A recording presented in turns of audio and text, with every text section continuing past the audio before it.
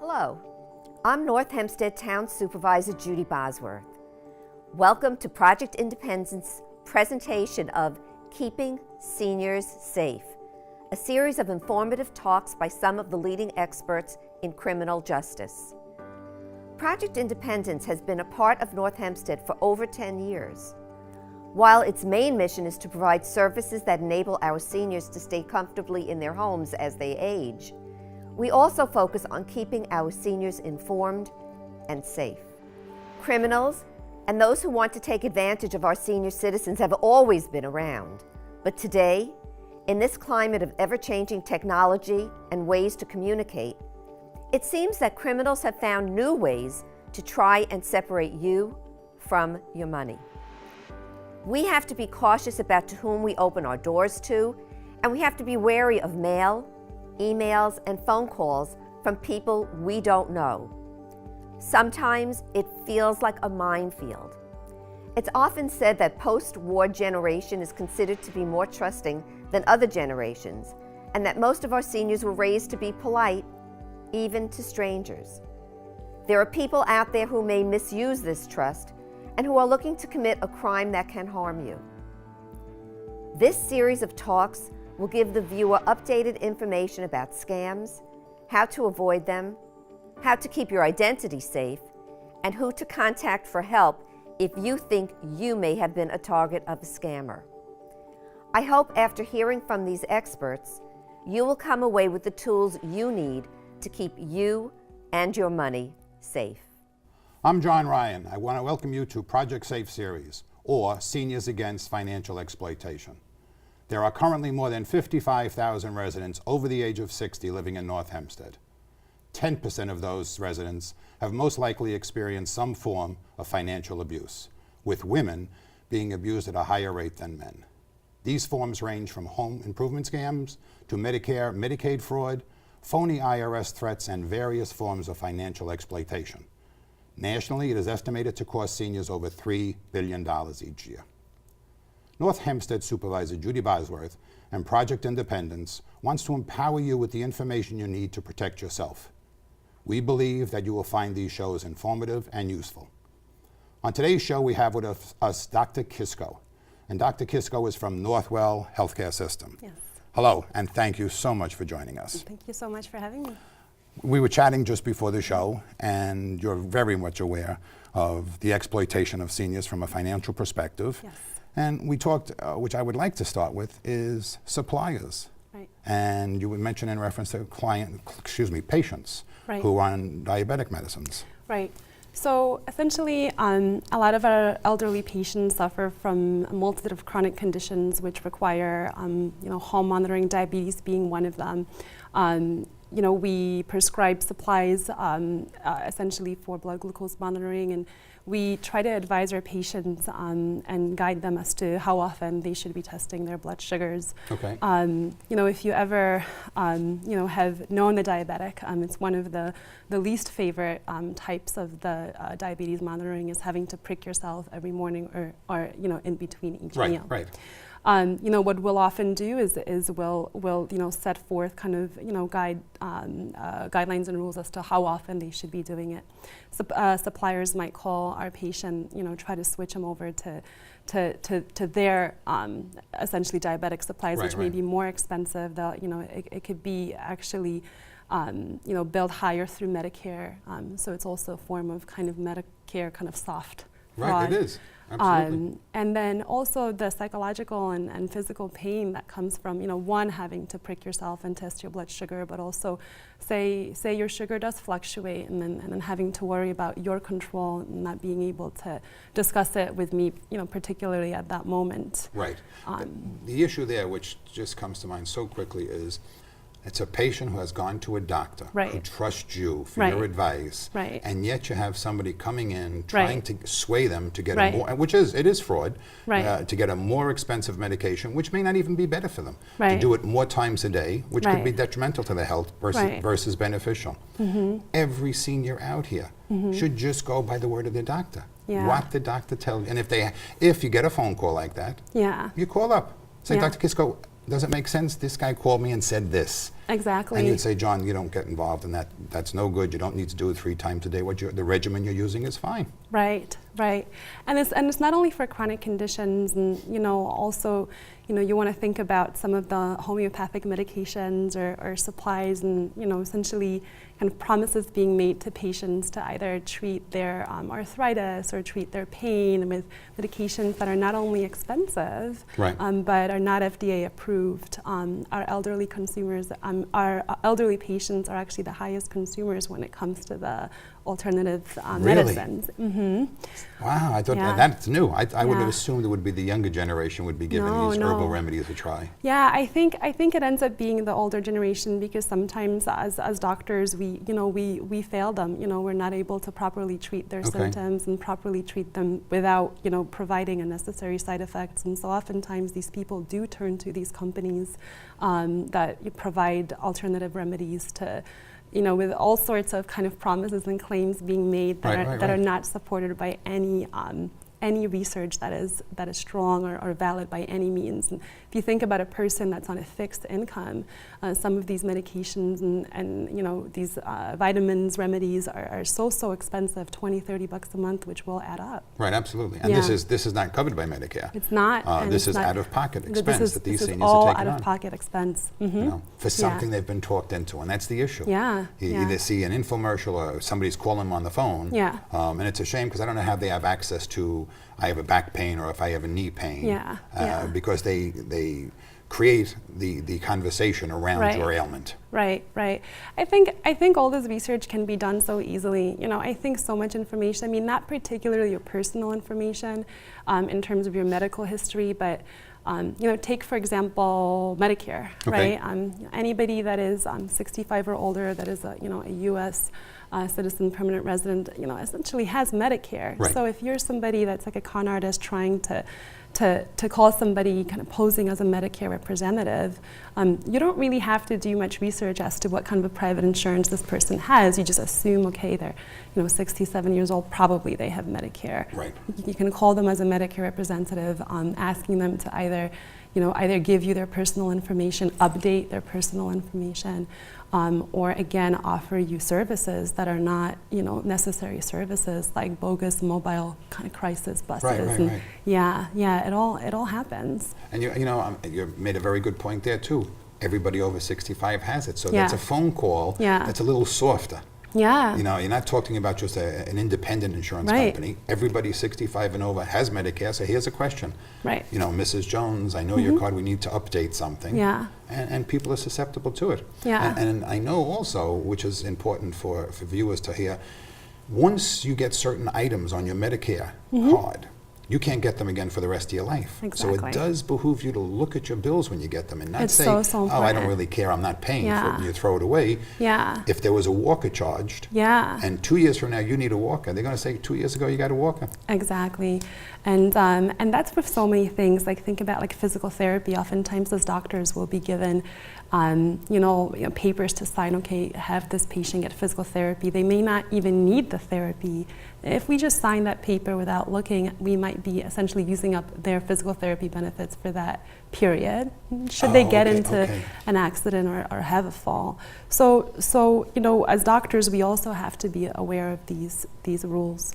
But also the patient has to ask you. The patient has to ask us. I didn't know that myself. I'm thinking if you go for therapy, you can constantly get it. No. You have a set amount of therapy during the course of a year. And one of the things that you had mentioned is discussing these things with your provider. If you're so lucky to have family members, a lot of our patients don't. A lot of them are very isolated. That phone call from that Medicare representative, or essentially from any perpetrator, can be your human contact for that day, becomes very, very easily it becomes very easy to engage in conversation, thinking it's a friendly phone call. Oh, absolutely. Especially in the winter months. In the summer, it doesn't happen as much in my mind when you go through statistics. And that is, for viewers, one of the most important things that Judy Bosworth and the town of North Hempstead have done is Project Independence. It's so wonderful. You're not alone. Exactly. So you have this question and somebody says, switch to this other diabetic protocol. Right. When I go to the senior center next week, I'll say my friends at the table, and they'll say, what are you I never heard of that. Yeah. I would never do that. Yeah. I did it and it's 3 times more expensive. Talk to people. Yes. Now, I'm not saying the advice coming from a table is medical advice. Yeah. But it's something to raise a flag and say, go back to your doctor and ask your doctor. They're not going to charge you. Yeah. Make a phone call. Say, Dr. Kiszko, should I be doing this? You know, it's your health, it's your body. Why let somebody on a phone call decide it for you? Yeah, and now you're so connected. You know, if you're internet savvy, you can get onto my chart. You can email me. I can call you back. You know, My chart is what? I don't know. So actually, a lot of the electronic medical records now have means for patients to contact us directly. It's an email that comes to my inbox in the medical record. So it's still, you know, a confidential email. It's part of your record. But, you know, let's say it's like 10, 11 o'clock and you can't call the office. You know, certain medical practices will let you actually just shoot us a message. Oh, okay.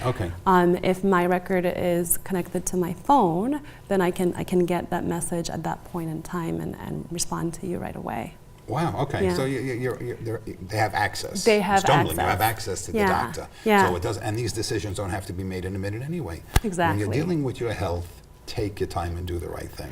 And that is so important that you say that. A lot of these decisions, and you know, not just with you know, a health-related fraud, but really any is that these decisions do not have to be made right now. Right. Whether it's somebody calling you to donate to a charity, or somebody calling you to purchase a product or a supply for your chronic health condition, you don't have to say yes right now. Right. You can pause, again, discuss it with your community, with your family, if you're so lucky to be able to do that, or your doctor, anybody. Just ask questions, stay informed. Right. Well, going back to the trusted advisor, trusted friend, trusted family, there has to be somebody in your life that you can count on. Yes. And if you don't, then again, you call 311. Yes. And Project Independence will have somebody who you can talk to. We'll have a social worker that will sit down with you. Right. You don't have to do it alone. And it's a shame because so many people get caught in these things because they don't want to talk. Right. And then when the damage is done, you know, then it's too late. Right. And we here are trying to be proactive. Right. And let people know there's a place to go. Yeah. You don't have to do it alone. Yeah, it is. It's, you know, one of the things that's associated with like being scammed is, you know, you're ashamed. You know, unfortunately, you know, one of the assets that these, you know, con artists, these perpetrators pry on is like the most important asset of our elderly, you know, loved ones, and that's their heart. Like they're essentially coming and trying to pull in on their heartstrings, gain their trust, their independence. When suddenly that trust has been violated, it can lead to a lot of isolation, depression. Right, I agree. And such. When I was going for my gerontology degree, one of the things I remember so clearly was, I don't even know if it's a real phrase, assumptive reality. And when you lose that, and the concept is this: you go home tonight, you open the door, you go into your house. You assume everything is fine. Every day you do that. The day you open that door and your house has been robbed, everything is broke and everything is gone, the reality has changed. Exactly. And what was assumed to be normal is no longer normal. And that happens, and these people lose trust. Yes. Now that assumptive reality goes to, if you put your hand in my pocket and took $20, right. I don't trust you anymore. Right. Now I'm afraid anybody who comes near me. Right, and especially if, you know, if let's say the money that you were giving was for a cause that you thought was a noble cause or a good cause. I have a good friend whose grandma actually, you know, her children had to take, you know, complete control of her finances, because every single time that she received a phone call to donate to a charity, she was giving, you know, $20 here, $50 there. At the end of the month, she couldn't pay her bills. And that is something that is actually really important to look out for, and, you know, and advice to loved ones or caregivers, or you know, of our older individuals, you know, if we're thinking they may be getting scammed or they may be fraud in their lives, is kind of weight loss and you know, the presence of like, multiple bills being unpaid in spite of having a source of income. Right. Yeah. Well, that's something that adult children, caregivers, and social workers in the neighborhood have to be conscious of, because when a senior has gotten scammed, it takes physical toll on them. Now, I'm not talking about a little scam, major scams. Yeah. And you know, you're familiar with it, I know, from Elizabeth Kubler-Ross, the stages of grief. Oh, yes. I mean, they deny it at first. Yes. And no, everything is fine. It's not fine. Then they get angry. Yes. I mean, if you go through the list, and it's bargaining, Right. and it's acceptance, and then you return to anger, normal. yeah. It's anger, but you never Yeah. return to normal. Yeah. Because it's a new normal. Yeah. And we, as a society, have to watch out. When you see somebody coming into you as a doctor, when somebody's coming into a senior center and you say, they're losing weight. Right. They're not herself. She's sitting in the corner versus Right. hanging out playing poker with the ladies. Exactly. We have to ask questions. Exactly, and seeing those behavioral changes, even the most subtle changes, should be a red flag. You know, the weight loss could be secondary to depression. The weight loss could also be secondary to not being able to afford your meals. Right, that's true too.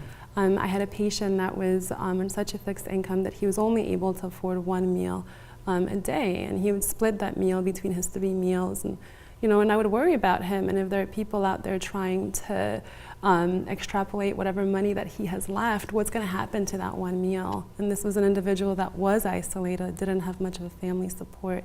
And that's why, again, I stress how important it is to be involved in community projects like this. Absolutely. Yeah. And again, 311. Yes. Because there's programs, there's Yes. help, there's the Interfaith Nutrition Network, there's so many places to go. And you know, people are ashamed. Yeah. They don't want to ask for help. Yeah. And then some of them aren't ashamed, but they just don't know where to go. Of course. You need to take them by the hand. Yeah. And help them out. And I can see from you, the work you do, obviously, Yeah. that's the kind of healing doctor people need. Yeah, it's so important, especially it's nice, you know, the name, you know, Project Independence. You know, Right. independence is something that, you know, it's, I think one of the biggest things that comes, you know, with aging is you slowly may lose your independence. And I think that becomes the hardest hit. When you suddenly, you know, are no longer able to kind of protect yourself from Drive. Yeah, or drive. Driving, that's a big one. Driving people, when is they a have to give up the huge license. one. Yeah. My mother-in-law has macular degeneration. Right. And it's She extremely can't see. severe. Yeah. So she had to give up her license. Yeah. And she was the one who drove the other ladies around. Right. So it becomes an issue Yeah. that she's lost. So when she would normally go to Yeah. the seniors and whatever, now you got to Yeah. get a ride. I mean, you have access ride. There's ways to do it. Right. And even in Project Independence, we have the transportation. Wonderful. So you can Yeah. call up and they'll figure it out. Yeah. But it's a loss. Right, And it every is a loss loss. has to be dealt with. And you mentioned, you know, she was driving her friends around. Right. So, like, it isolates her and it kind of, you know, hits the people closest to her as well. Right, and it's the beginning of the loss, It's the because when you're at beginning. that age, then you know somebody's getting sick. Yeah. Then it's difficult. Yeah. You know, the community is the most important part at that point, because Yes. in today's society, unfortunately, what used to be the family living in a Yes. circle, Yes. jobs, you have to go where you have to go. So it doesn't mean you have your daughters or your sons right next door, Right. which is very difficult, even going for a doctor's appointment. Yes. You know, years ago, you took your mother to the doctor. Right. Now she has to find somebody because you're in Texas, Right. or wherever you happen to be, which is, that's unfortunate, but that's life. And it's extreme. It's actually very, very common, especially in New York. You know, the cost of living is so high. Your Right. kids will, you know, move and spread, and oftentimes you are, you know, fending for either yourself or, you know, hopefully you have good caregivers. Right. I think another thing, which, and I don't know how that gets even discussed, is seniors, when they do get defrauded somehow, Right. and even if they do something medically, even without asking you, then they Right. blame themselves, Right. which is so hard. But I mean, they switch the medication. They're Yeah. embarrassed to tell you they didn't. Now they're blaming Right. themselves, so they beat themselves up twice. Yes, yes, and you know, and that becomes kind of, you know, one thing is like, communication is so important, and you know, like you had mentioned earlier, is to talk to your doctors, talk to your providers, but you know, at the same time, you know, ensure that your doctors are talking to you as well. You know, something like, especially the natural remedies, the homeopathic Right. remedies, or if, let's say, suddenly you are testing your blood sugar 3-4 times a day. You know, if this is something that's outside of your norm, you know, communicating any changes from your prior visit to your next visit to your Right. doctor is so important. There's no other way that we're going to know. And a lot of, you know, let's say the alternative remedies that you're taking, that you're spending all these dollars on could potentially interact with a new medication that we're going to give you. Right. So not only are you at a loss of money, but also this can compromise your health.